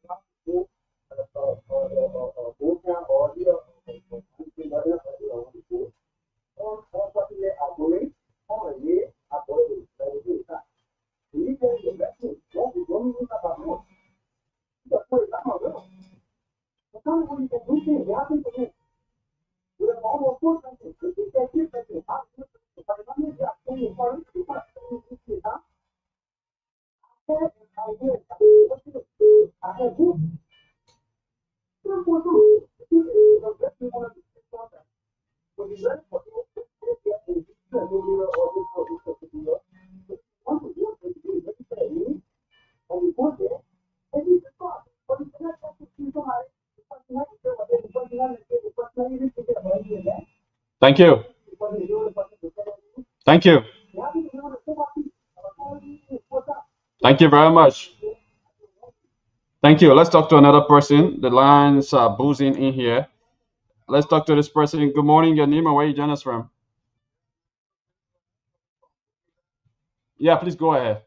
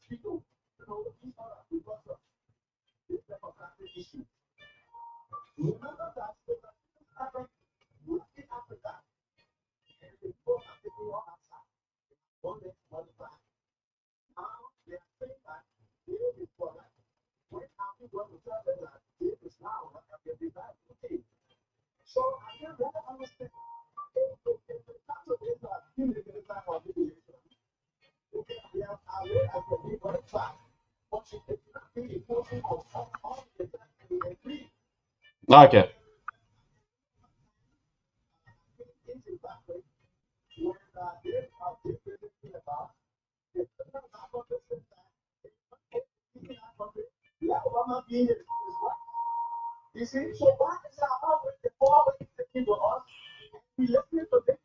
Thank you.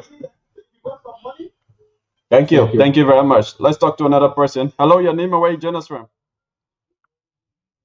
Good morning. Let's hear you out. Okay. Lawrence, go ahead.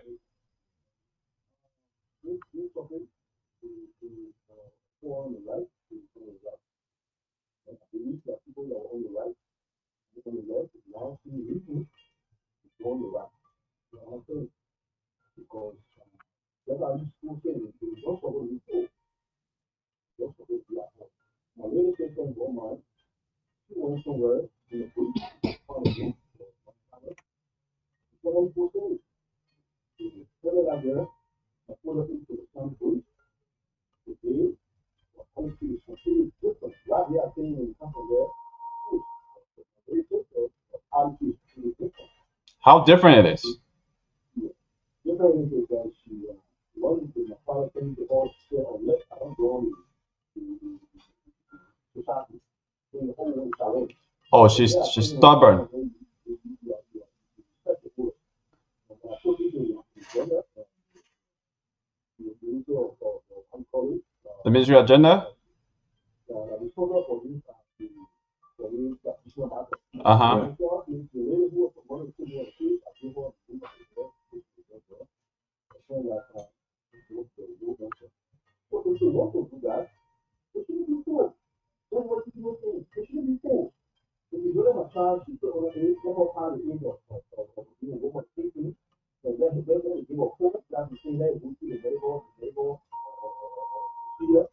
Then how time if you want to do group people, and you put on the great work, and people are making a part of it, so they can do it, at least that would be legal. Okay. That would be legal. Thank you. That would be legal. Thank you very much. Let's Quincy this person. Good morning, your name and where you join us from. Our last lucky callers. Yeah, please go ahead.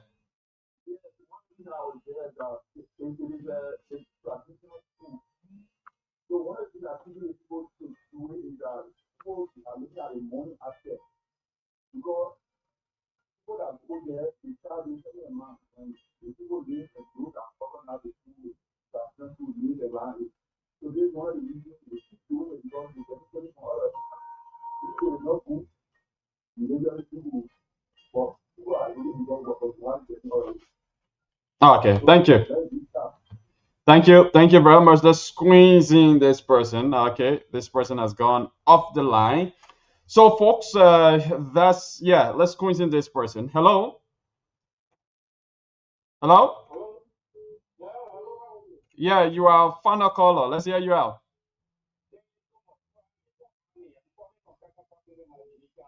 Abia, go ahead. And I think, this is how we should be able to vote about it. And I also have to kind of see, is it possible that maybe we have this our cultural practice without, visitation? That is, young parents or people who want to go there, they would go there and practice the culture, and they are, doing the game from there, maybe without, them being, affected by this communication. Is it also possible? Because they thought they have conversation with, some of our sisters around, Mongolia and other places that are happening. They don't want to go to material and explore some of our tradition, our culture, and other things. We have more outside of it, trying to go around the things. So, and I think that's just the part of it. Can we do it another way? Maybe another way around it. Out of regulation, go there, land, and other people land there, that other people to do, and there are options to be, if for a traditional purpose, for food and other things, there are options. Like, when you go to hospital, they see the get something, the extra part of, your blood or something and other things. Maybe to have the thing can be gone through a piece of convenience rather than, just regulation, which is scaring a lot of people away from our culture and making it look the knowledge and the of scaring of people to participate of the game again. Thank you. Thank you. And so, folks, thanks to all of you for your listening role. Those of you who called in and made your contributions towards the show, it's been a wonderful conversation here this morning. Our lines are still boozing, and our lines have been boozing for more than 30 minutes now with calls. Sylvester, finally. Yeah, finally, it was a good discussion. There's something you plan over the weekend. Finally, today, we are able to talk about it, and the input from the audience make it even more fantastic. And we hope we can keep bringing you this kind of fascinating topic for discussion here on the radio. Okay. We all seek to better our country. But let this not be for asylum seeker, escaping from genital mutilation because I want to seek asylum in the West. I mean, palm off in our culture that we all live over the years, I think it's not in the best interest of this country. We can criticize it positively and see how best we can make it better and move those harmful parts or remove the harmful part and see how we can strengthen it and make it even stronger and better. Okay, thank you very much. On next Monday, we will bring you another discussion. We'll be here tomorrow still, but on next Monday, we'll bring you another very, very interesting discussion. On that particular discussion, I'm going to take side. I know a lot of people who didn't like the idea, who didn't like the side that I will take. And it's about abortion, it's about abortion. Abortion is going to be our discussion on next Monday. And I'm totally against abortion, 100% against abortion. Whether the pregnancy is 2 days old or 3 days old, I'm against abortion because I believe abortion is murder. It is murder. I'm against abortion even in terms of rape and incest as well. I'm still against abortion because I believe it is killing, and killing must never ever be tolerated, must never ever be allowed in our society. That will be our discussion next Monday. So you can join us next Monday for that discussion. I don't know which side Sylvester Wowie look, will take. This thing is, I don't think anybody is in favor of murder or anybody is going to support abortion. But the thing I support is the decision to bear a child should rest with the person carrying the pregnancy. Okay. So she should have the decision. So the decision to kill a baby must rest must rest on the parent, on the mother who's carrying the baby. No, the decision to bear a child, that particular right. Okay. But that's why you are essentially saying the decision to kill a baby, to kill this or to remove a pregnancy. I mean, should rest on the mother of the child. That says, I mean, it should be children by choice and not by chance. Okay, by choice. Yeah, and I think that is quite different from what we're saying. Yeah, I mean, so this one I did right. Baby by choice. Yes. That's why you need to decide to have a child before you have a child. Yeah. So okay, so you know what it takes to have a child. So if you don't want to have a child, do not do what it takes to have a child. Okay. If you don't want to have a child, there are a lot of contraceptive methods that you can use not to have a child, but not to go into the sexual intercourse and then you get pregnant and then you say that baby by chance, not baby by choice, and then you go to remove the pregnancy. This is going to be a very interesting discussion. Who would volunteer to form part of the discussion to even make it more fascinating if we can have women, from the opposing side, those who feel look, it should be the woman. I think that there's a group here in Liberia called Pro Life something. Yeah. So I think we can invite folks from the Pro Life. I mean, but that decision when to bear a child should rest with the person. Yeah. So it means your opinion is against mine. So it means you are saying that the decision, the women must have the right to bear a child. That is, if they are pregnant, they don't want to keep the pregnancy, they can go ahead and kill the baby. But I'm saying no. I mean, it should be legal enough. So we have to look at. Yeah. So we are already out of time. Yeah, so I hope Monday we got a whole week to prepare. And sure. Also hope those out there listening to us can see how best they can form part of this discussion, especially those who are expertise in that particular area. Thank you, folks. To us, and then we can say the better planning. Thank you, folks. It's been a wonderful time. We'll be back here tomorrow with some of with our perspectives on some of the training issues in Liberia. My name is Yekezi Zwoben. Somebody call and say, "But your parents are so." I'm not thinking my parents are so. yeah, because of my name, Zwoben. So you love your name. They can't say you from Nima. You from Nima. Your parents are so. Then you said it talking that kind of thing. Okay, folks. Bye bye. Catch you tomorrow. Nice day. Bye bye.